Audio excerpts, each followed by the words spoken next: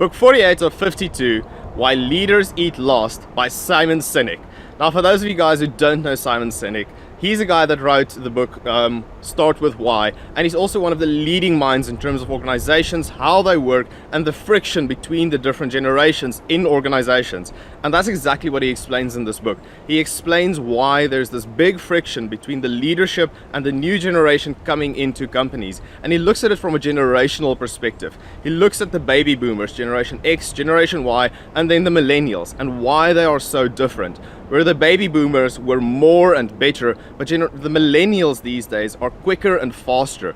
For the baby boomers, their drug of choice was alcohol and cigarettes, but the millennials are almost addicted to dopamine. Those little hits of dopamine you get from checking your phone all the time, from the likes and the tweets and all those things, and that's what causes this friction.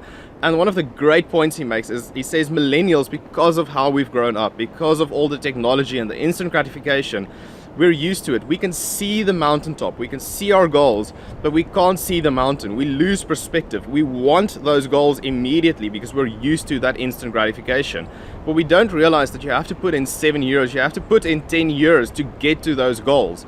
And that's why the older generations say that millennials are entitled, that they give up too quick and all those things.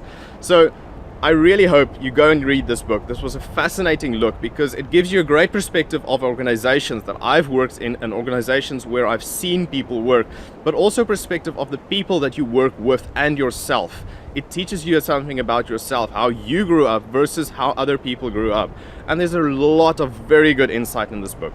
I highly recommend Leaders Eat Last. If you want to learn more about yourself, learn more about your organizations, and actually lead, understand everyone and the different perspectives that everyone have. I'll see you guys again next week with my next book summary.